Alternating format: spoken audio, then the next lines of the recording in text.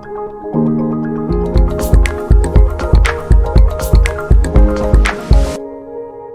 kita akan buat sesuatu yang unik. Kalau Kulin, Aliansi Kulin Indonesia berkarakter. Kita udah dari Sabang sampai Merauke, punya korwil korda. Oh, berarti punya anggota dong? Hah, ada dong. Ada. Di seluruh Indonesia ada berapa Indonesia. anggotanya? Kalau tercatat, misalnya tercatat atau diketahui ada berapa? Kita grup korwil dan korda itu ada. Dari Sabang sampai Merauke. 32 provinsi.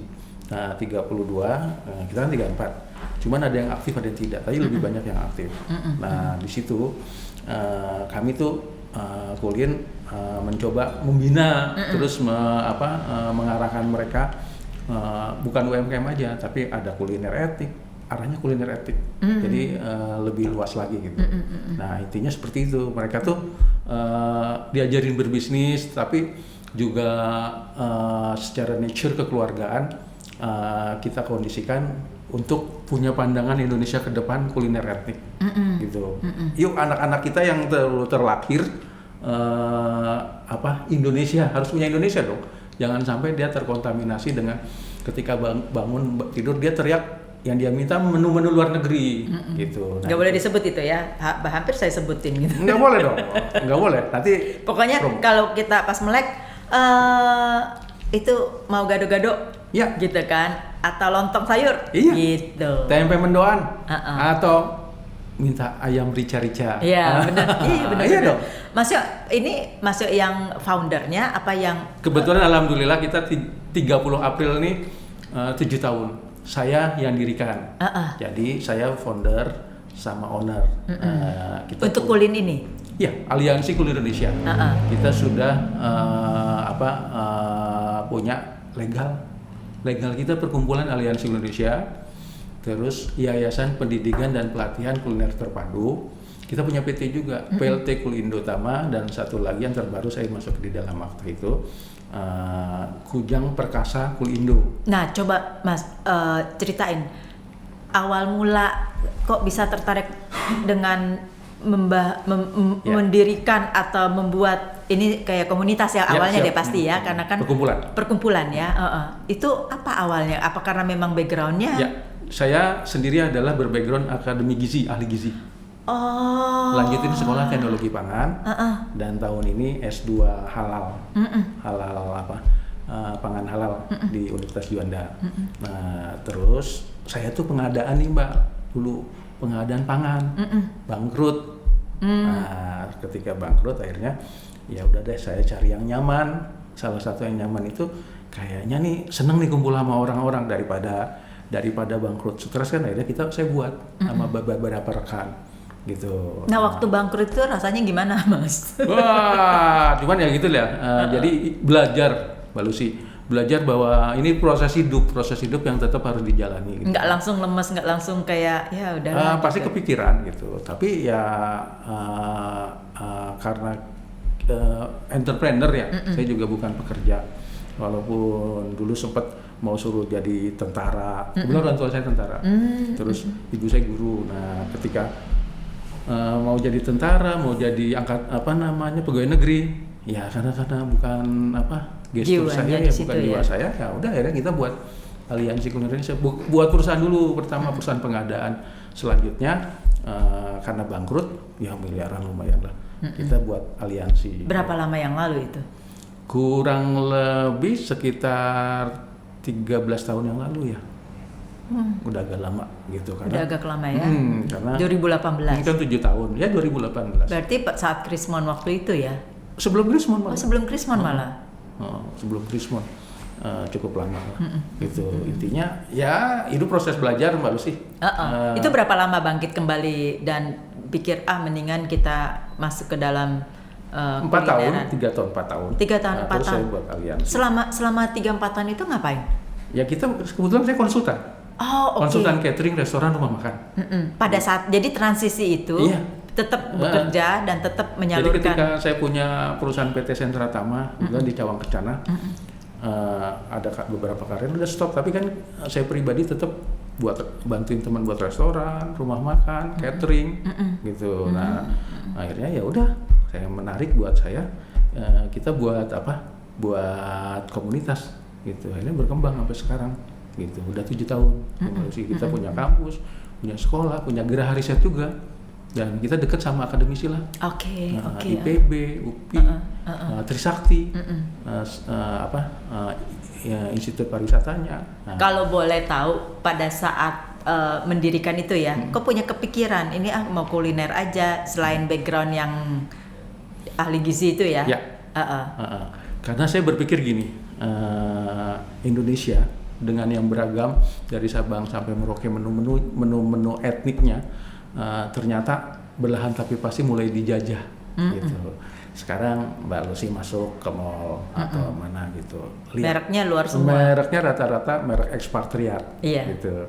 Nah, saya gimana nih caranya untuk membuat anak-anak kita kelak nggak lupa dodol. Nusantara ya. Nggak lupa Nusantara, nggak lupa dodol. Bener juga tuh. Iya. Dodol Garut. Dodol Saya Garut. baru denger lagi dodol. Nggak lupa bapia. Ya. Gitu. Nggak lupa tempe mendoan. Betul. Gitu.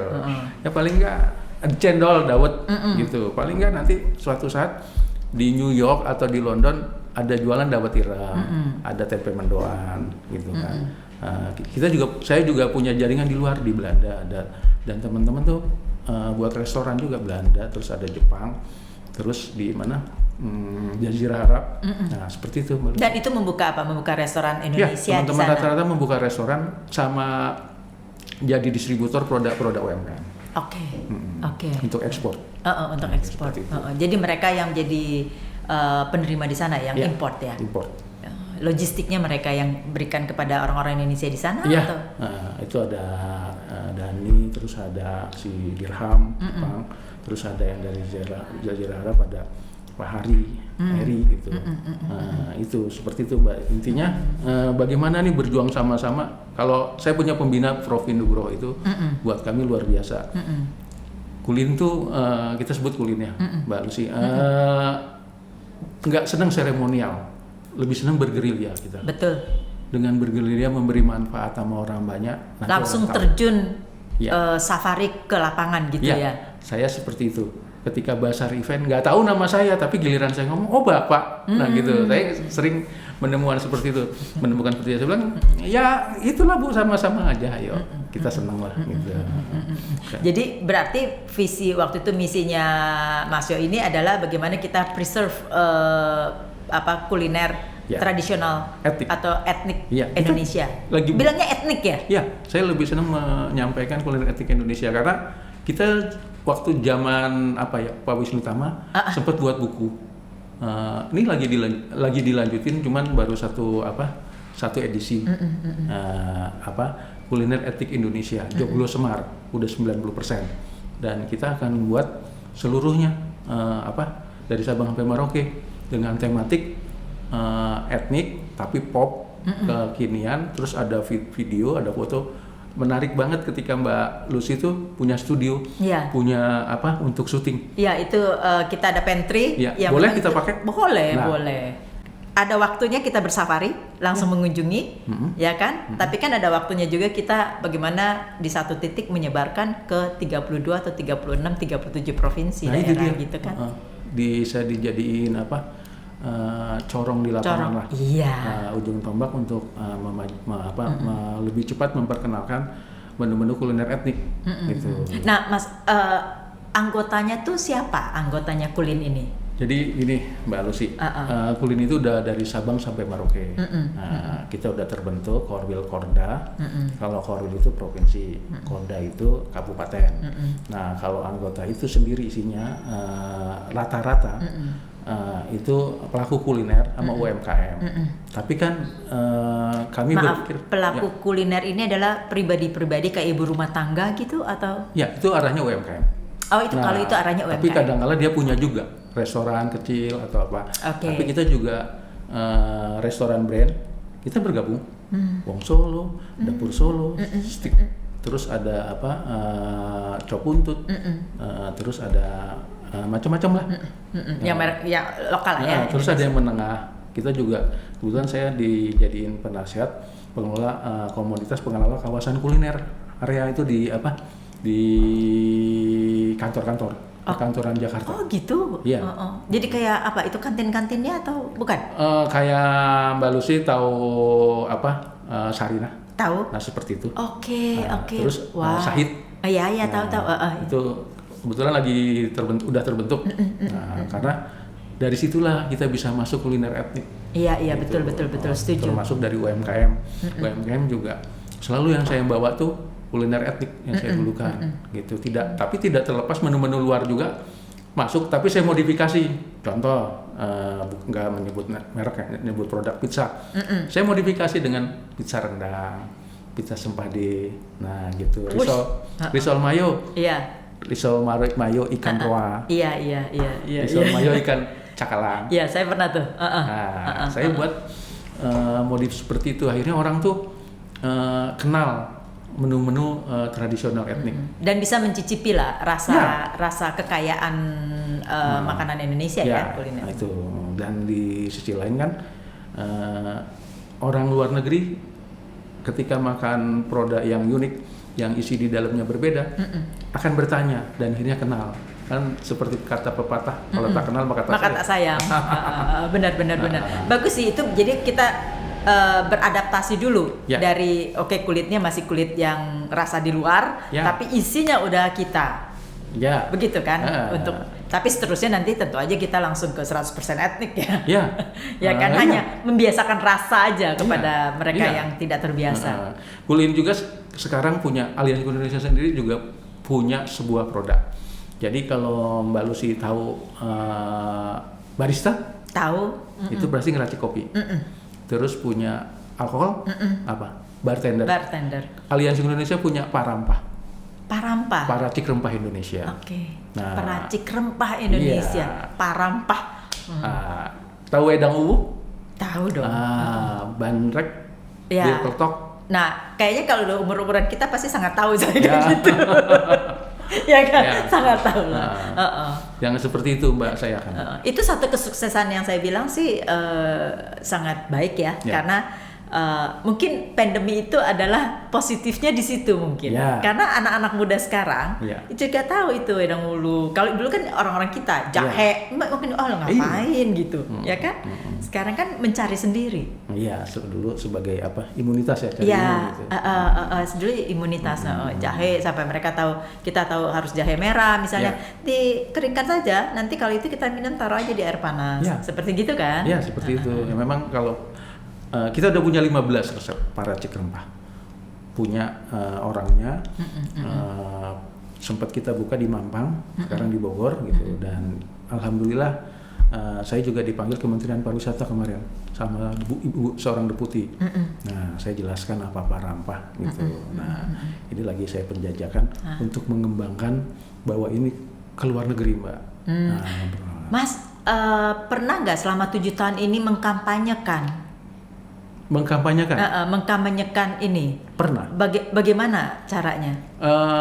Mohon maaf, misalnya kayak, saya sih nggak dengar ya, atau karena tidak di situ atau bagaimana tuh? Ya inilah perlunya media sosial, perlunya saya digandeng sama Mbak Lucy untuk kegiatan-kegiatan. Kalau pernah, dipastikan pernah Mbak, dan selalu saya membawa contoh kaos kami itu ada festival pedas. Nah itu kan kampanye di Depok.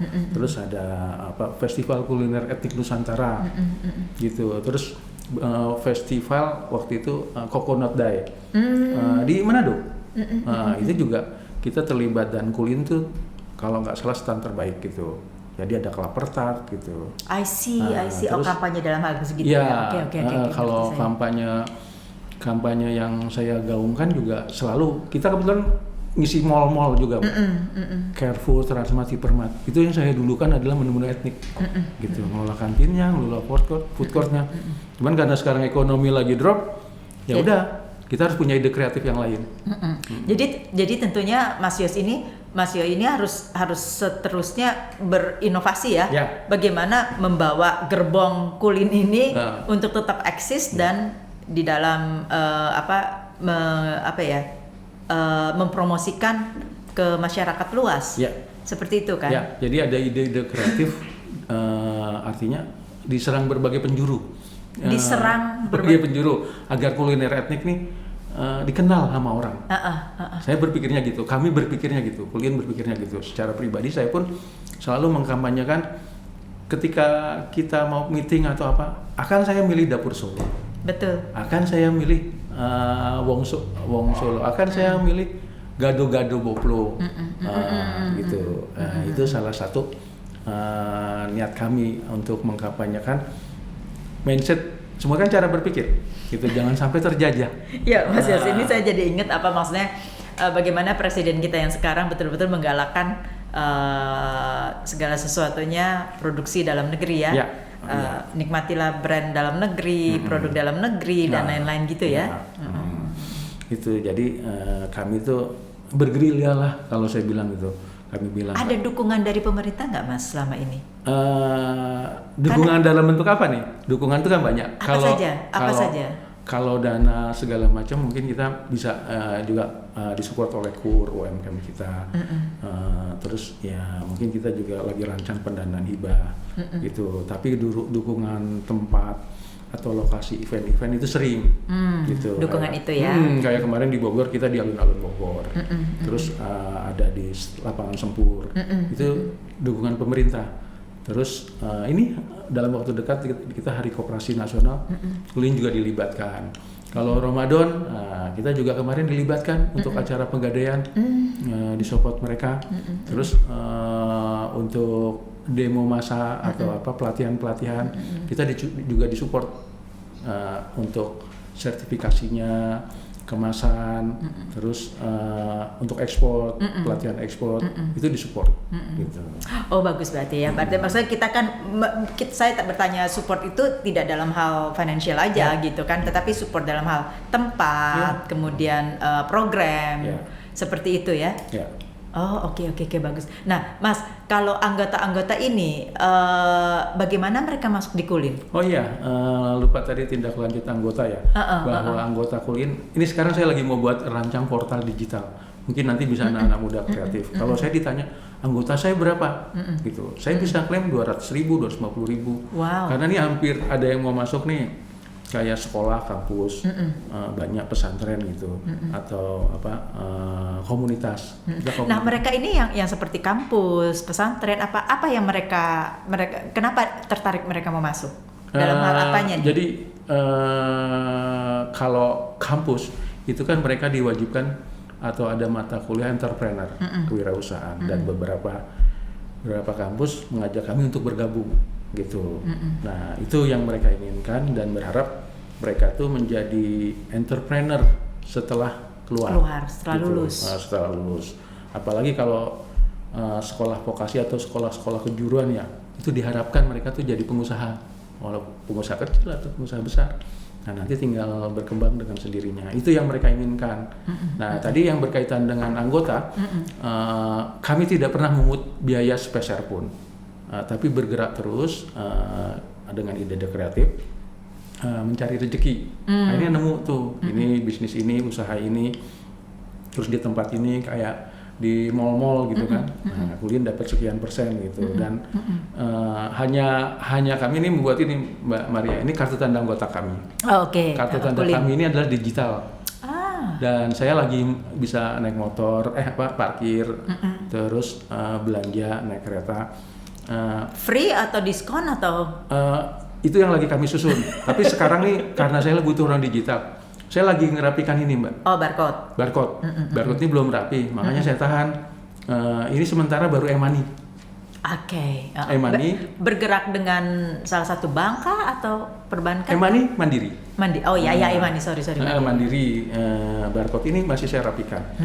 Yang Mbak Lucy bilang, saya mau kalau yang punya ini nih UMKM atau yang pegang akan dapat diskon. Sempet hotel ini nawarkan kerjasama, tapi lagi setting. Tapi yang penting dengan punya ini ada marketplace.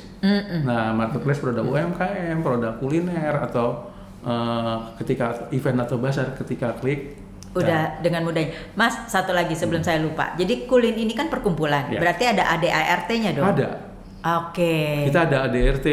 Kita punya lawyer 3, Wow. punya notaris 2 gitu, konsultan pajak ada. Nah seperti itu kita lengkap. Jadi big dreamnya Mas Yos apa nih dengan Mas Yos? Mas Yo. Soalnya ada ST-nya. Nah. Mas Yo itu apa setelah 7 tahun seperti ini? Mimpi boleh ya? Boleh, mimpi harus itu mau ke bulan, mau ke Mars, Iya, harus. betul, akhirnya tercapai. Kita semua punya niat yang baik gitu. Yang pertama ketika kami berdiri, saya punya ini akhirnya buat legal. Terus akhirnya terpenuhilah kampus. Sekarang lagi berjalan, ini tahun pertama. Ketemulah. Mas, ini kampus yang didirikan oleh Kulin atau Jadi, kolaborasi dengan? Jadi tapi kita di bawah Universitas Juanda. Oke, Universitas Juanda.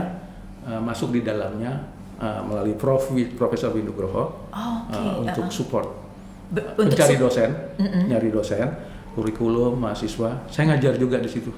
Dan tim saya. Fakulty apa atau maksudnya bagian apa?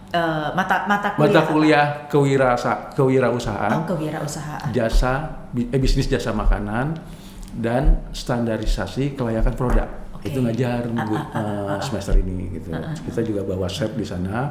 Terus besok tanggal 8 Kamis nih kita juga ada demo masak. Nah, itu akan kita lakukan rutin. Sebulan sekali lah paling tidak. Gitu. Jadi kampus itu memang atas nama Universitas Juanda, tapi Kulin itu sebagai mitra utama, gitu. Nah, terus tadi Geraha Riset kami punya, kalau itu Geraha Riset punya kami sendiri. Itu mimpi-mimpi lah udah terbentuk ini. Geraha Risetnya yang di Bogor juga bukan? Oh bukan ya? Cimampar. Oh iya yang di Cimampar ini ya, yang di sini. Rumah Mbak. Terus mimpi besar saya Mbak, boleh kan mimpi lagi ya? Boleh mimpi boleh banyak-banyak. Oh iya. Karena kalau nggak banyak kan? Atau mimpi gratis kan? Iya, mimpi itu gratis. Kalau nggak banyak nanti nggak ada yang tercapai. Iya. Kalau banyak minimal 1 lah. Nah, kok sama mau mikirnya? Iyalah pasti. Buatlah sebanyak-banyaknya, nanti detailnya. Fokus di mana yang sebenarnya ada arahnya. Tinggal nanti kan kita buat PSI-nya, gitu. Kalau mimpi saya sekarang ini, saya mau buat LSP pariwisata kuliner Indonesia. Kebetulan nanti saya yang pegang sendiri. Cuman saya udah punya PSI bisnis. Nanti dipegang oleh tim-tim kami. Saya punya grup business development. Nah, grup development ini di daerah-daerah atau di daerah seluruh Indonesia. Seluruh Indonesia sudah ada tuh PIC-nya. Iya, PIC. Jadi ada Bu Siti Khadijah, dia pegang Sumatera. Tapi kan Korwil-Korda udah terbentuk. Oh iya betul. Mudah. Terus si Bu Maria di Jogja pegang Jawa. Nah, nanti yang di Sulawesi Bu Wilanti, Bu Ulan, gitu, yang Kalimantan, Bu Dian. Nah, jadi sudah ada lah orang-orang yang di sana. Jadi ketika ada info gerakan atau apa, biar mereka yang gerakan. Tapi saya info ini, saya punya sponsor ini, saya kasih data, gitu. Nah, jadi mimpinya apa nih? Tadi mimpi nyata. Mimpi maksudnya? Mimpi tadi BNSP, berbasis aliansi supaya SDM kita berkualitas, Mbak. Gitu, di bawah naungan BNSP. Jadi ketika dia jadi chef, jadilah chef yang berkualitas. Jadi sebenarnya Mas Yo ini lebih ke edukasi ya? Mengedukasi, mempersiapkan gitu. Ya, kalau saya sebenarnya senang menjadi guru dulu karena ibu saya guru. Gitu. Tapi akhirnya berkembang. Bisnis bangkrut. Mulai lagi. Nah, seperti itu. Jadi senang kumpul lah intinya. Silaturahmi kan filosofi silaturahmi tapi berbagi, bermanfaat. Silaturahmi memberi manfaat dan berbagi. Balusi gitu. Jadi mimpi saya nih dengan tim saya, kita udah diskusikan, udah buat master plan. Selain tadi ya, kita juga punya Geraha Riset yang akan kita kembangkan riset pangannya. Kita pengen punya gedung juga, Mbak. Udah lagi bergerak lah, dikondisikan. Seperti orang-orang yang punya lah, tapi bukan punya saya, itu punya Indonesia. Dengan konsep dan arah yang memang Indonesia tuh menjadi tuan rumah di negeri sendiri. Ya. Itu tagline kita, Pak. Itu bagus tuh. Ini ongoing. Iya. Dalam pembangunan kah atau masih dalam masih buat master plan. Master plan. Ya. Tapi saya udah ketemu orang-orang yang tertarik. gitu. Dari beberapa teman luar negeri, dari Gelora Wakaf untuk tanahnya, dari Melangkah. Oh, bagus sekali, bagus sekali. Ini partneran dengan kolaborasi dengan pemerintah atau dengan institusi atau dengan businessman gitu? Banyak. Lebih kemana? Banyak. Kalau Gelora Wakaf kan berkaitan dengan wakaf, itu institusi. Tapi ada dari negara lain juga ikut. Terus dari swasta juga. Terus dari teman-teman gitu. Jadi gabung ya. Gabung semua untuk zaman Indonesia. Sekarang zaman now memang zaman kolaborasi. Ya. Nah, Mas, saya mau tanya, keuntungan atau benefit menjadi anggotanya Kulin itu apa?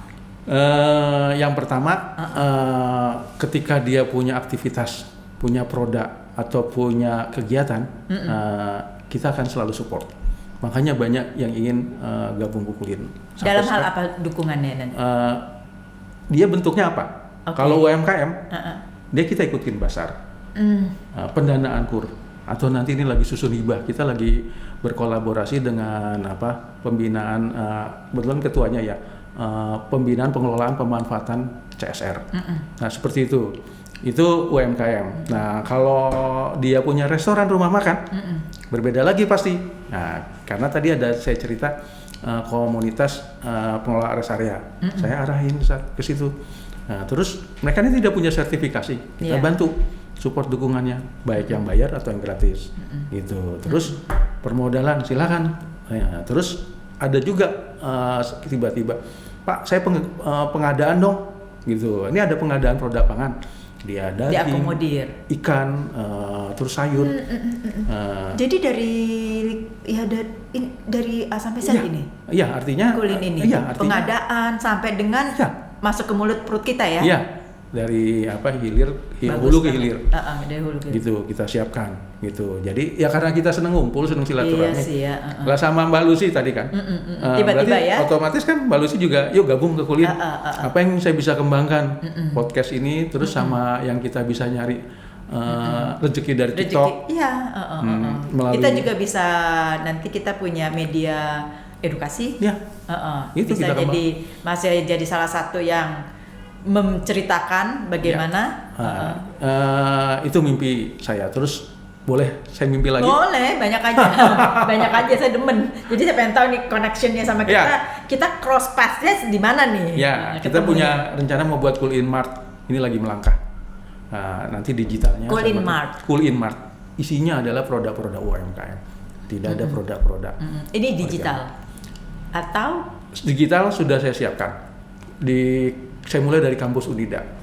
Tapi next rencana kami, saya buat sistem dengan koperasi, dengan saham bersama sama masyarakat sekitar, biar mereka beli ke kita, Mbak. Jadi jangan beli ke mart lain dong. Istilahnya mimpi saya, walaupun perjuangan masih panjang, terus bergerak, jadi, tetap harus punya melangkah, Mbak. Satu langkah. Betul, harus dua step langkah, in tiga ya. langkah, kita bisa lari. Jadi martnya ini maksudnya seperti digital mart yang mereka order supply pengadaan atau apa aja yang ada di situ? Itu salah satunya. Jadi mart, saya bilang Kulin Mart itu ada fisiknya. Ada fisiknya, oke. Nah, tapi sekarang udah jalan kecil-kecilan, melangkah dulu. Nanti di bawah naungan koperasi. Terus ada saham kecil-kecilan rakyat. Oke, sebentar, saya mengerti nih. Jadi Kulin Mart ini di bawah naungan koperasi. Ya, jadi dia punya koperasi, kita kembangkan. Very genius. Iya. Karena apa? Karena salah satu asta-citanya Bapak Presiden kita Prabowo Gibran itu kan adalah koperasi desa. Iya. Nah, saya deg-degan juga ya. Koperasi itu nanti investor besar tidak boleh berdiri sendiri, masuk koperasi. Kita buat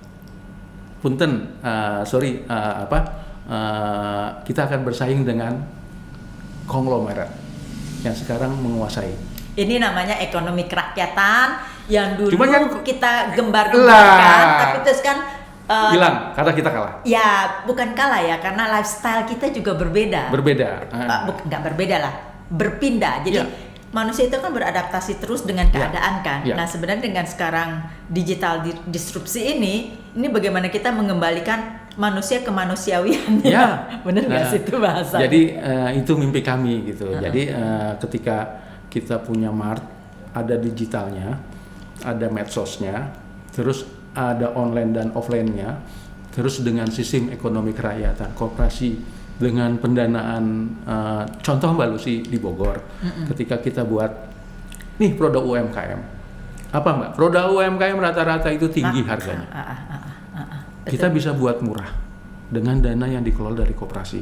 Mbak Lucy, kalau yang gede-gede masuk koperasi, yang kecil-kecil saham kecil-kecilan dengan berapa ratus ribu lah. Tapi dengan saham kecil-kecilan mereka akan tertantang membeli produk UMKM kita yang di Mart gitu. Karena selama ini kan runutannya Mbak Lucy ketika masuk apa sih kebutuhan gitu.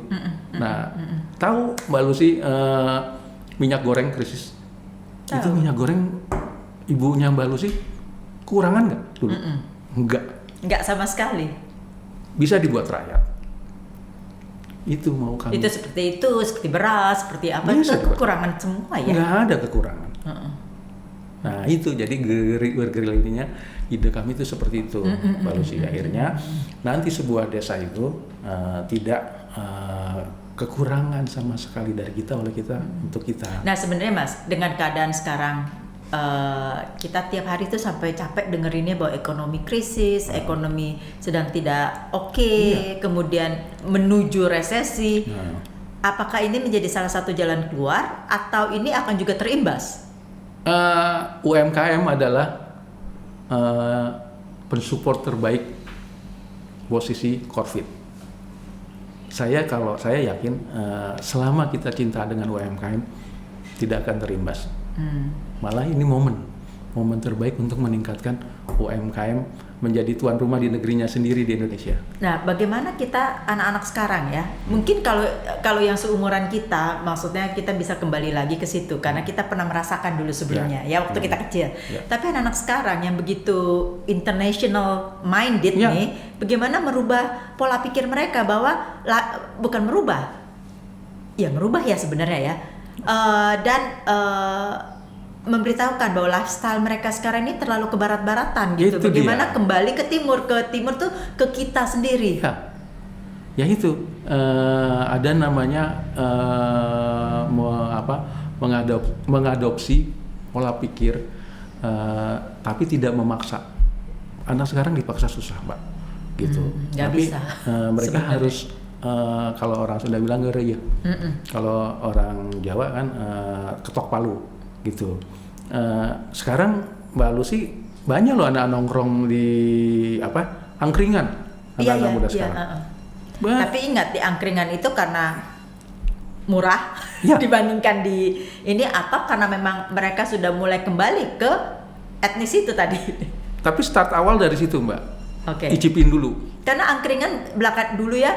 Saya ingat waktu pandemi, setahun 2 tahun setelah pandemi itu angkringan penuh banget.